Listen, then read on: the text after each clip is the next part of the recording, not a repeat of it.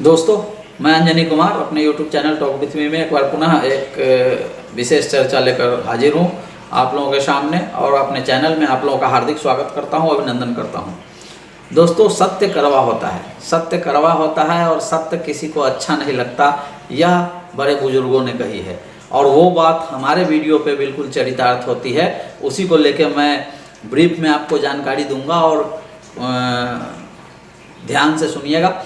और सबसे पहले आप जो स्क्रीन पे डिस्क्लेमर लगा हुआ है उसको ज़रूर पढ़ लें, उसके बाद ही आगे बढ़ें ताकि कोई मिसअंडरस्टैंडिंग ना हो, मिसकम्युनिकेशन ना हो। दोस्तों, आगे बढ़ने से पहले मैं एक बार और गुजारिश करूंगा कि शुरू से अंत तक वीडियो देखें, तभी आप समझ पाएंगे। क्योंकि मैं बराबर कहता हूं, आप लोग ध्यान नहीं देते कि पैसा आपका है, प्रॉफिट भी आपका है और लॉस भी आपका है। इसलिए मुझसे ज़्यादा जानकारी आपको होनी चाहिए और वो जानकारी आप अलग अलग सोर्सेज से एकत्रित करते हैं ताकि आपका निवेश सुरक्षित रहे, आपका पैसा सुरक्षित रहे और आप अच्छा रिटर्न पा सकें। इसलिए वीडियो शुरू से अंत तक देखें, हर चीज़ को बारीकी से समझें ताकि आपको लाभ हो सके। अगर जो लोग अभी तक मेरे चैनल को सब्सक्राइब नहीं किए हो तो सब्सक्राइब कर लें और बेल आइकन को भी दबा दें। दोस्तों, मैं बात कर रहा हूं आज अभी 20 तारीख को रुचि सोया, जिसके बारे में सैकड़ों वीडियो उपलब्ध है और सब शेयर को रुचि सोया बनाने के लिए यूट्यूबर बोलते हैं। उसका शेयर 632 रुपया 90 पैसा में लोअर सर्किट लगा हुआ है। लगभग 700 रुपये क्रॉस किया था, उसके बाद से लोअर सर्किट में चल रहा है। उत्तम वैल्यू स्टील 23 लाख का लोअर सर्किट लगा हुआ है 23 पैसा में, सॉरी 25 लाख से ऊपर का शेयर है, 23 पैसा में लोअर सर्किट लगा हुआ है। बीएससी में, एनएससी का कुछ और डाटा है, मेरे कहने का मतलब है लोअर सर्किट लगा हुआ है। आलोक इंडस्ट्रीज, इसमें 12 रुपया 58 पैसे पे लगभग 82 लाख शेयर का लोअर सर्किट लगा हुआ है। और लॉयड स्टील्स इंडस्ट्रीज लिमिटेड में 67 पैसा पे लगभग 35 लाख शेयर का लोअर सर्किट लगा हुआ है। दोस्तों, अब समस्या ये है कि लोअर सर्किट है और आप शेयर बेच नहीं सकते। सारे लोगों के मन में परेशानियां हैं, जो लोग फंसे हुए हैं वो सोच रहे हैं क्या करें नहीं करें। दोस्तों, मैं आपको याद दिलाऊं कि इनमें से सभी शेयर के मैंने सेपरेट वीडियो बनाई थी, समय रहते बनाया था और मैंने सबसे निवेदन किया था कि ऐसे शेयरों से दूर रहें, क्योंकि जो शेयर प्राइस होता है वो कंपनी के फंडामेंटल्स पे डिपेंड करता है, न कि टेक्निकल्स पे। टेक्निकल हम बनाते हैं, निवेशक बनाते हैं, बड़े बड़े एफआईआई डीआईआई बनाते हैं, बड़े बड़े ऑपरेटर्स बनाते हैं, उसको मैन मेड करते हैं, तो वो एक्चुअल में एक्यूरेसी नहीं दे सकता है जो आपको फंडामेंटल्स देगा। फंडामेंटल्स पैरामीटर जितने होते हैं उसी के आधार पे शेयर का रेट तय होता है। जैसे प्राइस टू अर्निंग हो गया, कॉस्ट ऑफ इंफ्रा हो गया, उसके कितने डेट है वो हो गया, कितने रेवेन्यू है वो हो गया, उसका री इन्वेस्टमेंट कितना है वो हो गया, प्रोविजनिंग्स कितनी है वो हो गया, उसकी बुक वैल्यू कितनी है वो हो गया, सेल्स का ग्रोथ ईयर ऑन ईयर कितना है वो हो गया, उसके प्रॉफिट में ग्रोथ कितना है वो हो गया, नेट प्रॉफिट मार्जिन कितना है वो हो गया। इन सारी चीज़ों पे डिपेंड करता है किसी शेयर का वैल्यू। अब आपको मैं रुचि सोया का एग्जांपल लेके बताता हूं कि रुचि सोया का जो शेयर डाइल्यूशन हुआ था उसमें 99% शेयर कैंसिल होकर प्रमोटर जो पतंजलि ग्रुप था उसको मिल गया। अब मार्केट में शेयर लगभग 1% 1.5% के आसपास बचा, मैक्सिमम 1.25%। अब आप सोचिए कि जो व्यक्ति के पास 100 शेयर था वो 1 शेयर बच गया। उसके बाद शेयर रीलिस्ट हुआ, डाइल्यूशन के बाद रीलिस्ट हुआ, उसके बाद कंटिन्यू अपर सर्किट लगा, लेकिन चूंकि शेयर सबके कैंसिल हो गए थे, 1 2 शेयर 5 शेयर 10 शेयर, कौन बेचे? तो इसके कारण क्या था कि शेयर कंटिन्यू अपर सर्किट में रहा। किसी दिन 300 शेयर का वॉल्यूम है, किसी दिन 250 शेयर का वॉल्यूम है और वो जो अपर सर्किट लगा वो 700 के बाद खुला। मैं इस पे वीडियो बनाने वाला था लेकिन मैंने नहीं बनाया कि बनाने से कोई विशेष फायदा नहीं है, क्योंकि मेरे उतने व्यूअर नहीं है। एक जो लास्ट शेयर होल्डिंग पैटर्न रुचि सोया ने दिया उसमें उसने यह बताने का प्रयास किया कि रुचि सोया का जो प्रमोटर पतंजलि ग्रुप है वो अपना स्टेक बढ़ा रहा है। एक तो पहले ही मार्केट में शेयर नहीं है, उसके बाद प्रमोटर खरीदने की कोशिश कर रहा है, तो जनरल पब्लिक को कहाँ मिलेगा।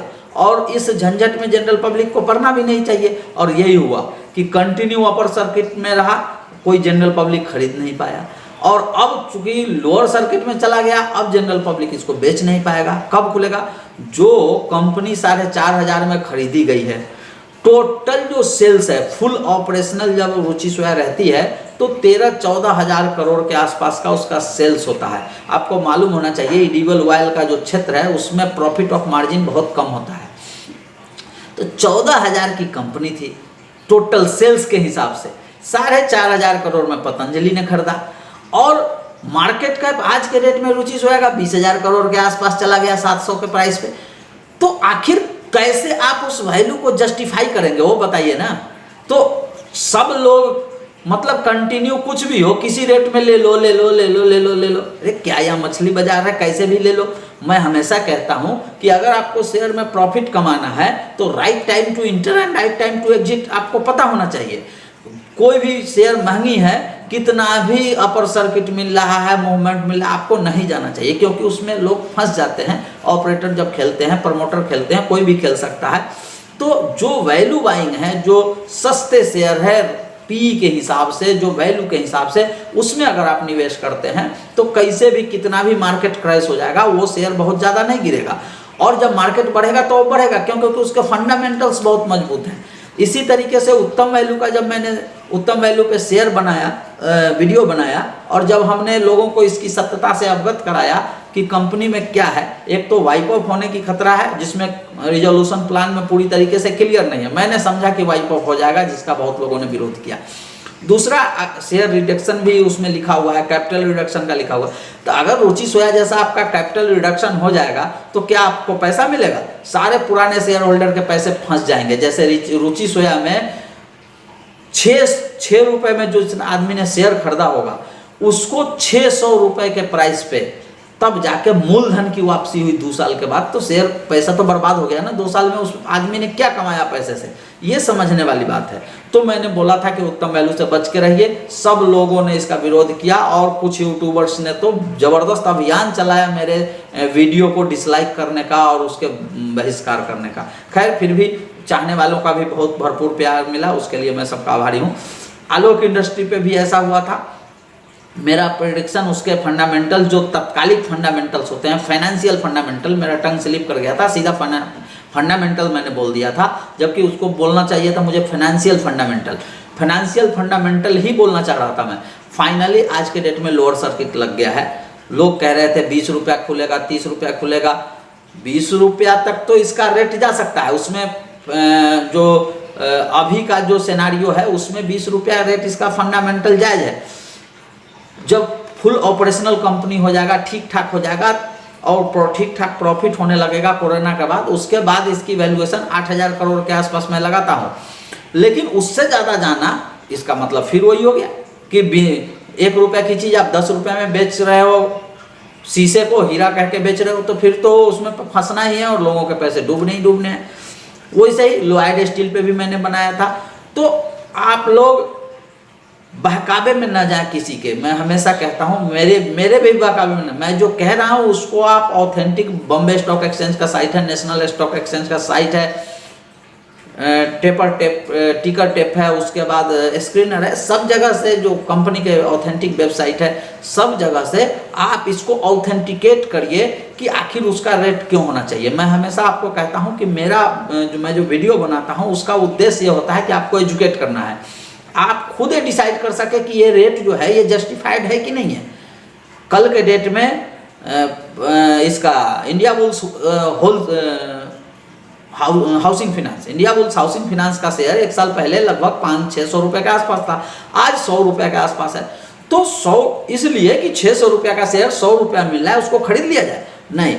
आज के डेट में उसके जो फिनेंशियल्स फंडामेंटल हैं, उसके कॉर्पोरेट गवर्नेंस इशू हैं, उसके जो इशूज हैं, वो सब उस 100 रुपया को जस्टिफाई करता है। अगर उसमें वो इम्प्रूव कर पाएगा तभी वो 100 रुपया से आगे बढ़ जाएगा। अब ये हमारे जैसे लोगों का, एनालिस्टों का आकलन करने की क्षमता पे डिपेंड करता है कि हम अगर किस कंपनी को आकलन कर लेंगे कि ये इस झंझट से निकल जाएगा तो उसमें बहुत बढ़िया ग्रोथ मिल जाएगा, लेकिन फाइनली फंडामेंटल पे आपको ध्यान देना पड़ेगा।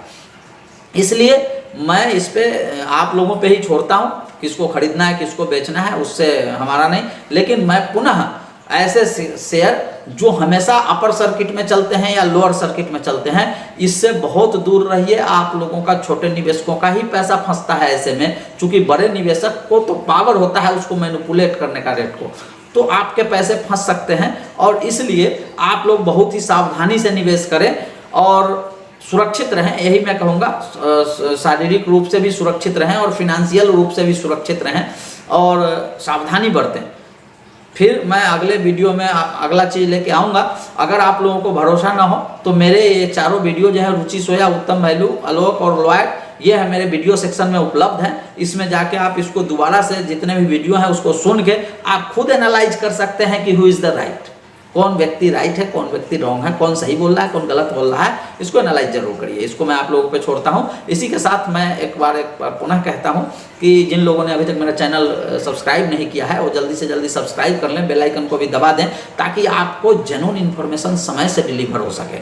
और अगर मेरी वीडियो अच्छी लगती हो तो मेरा हौसला बढ़ाने के लिए इसको ज़्यादा से ज़्यादा लाइक करिए, शेयर करिए, कमेंट करिए और मेरा हौसला बढ़ाइए। इसी के साथ मैं जनी कुमार आप लोगों से विदा लेता हूँ। तब तक के लिए नमस्कार।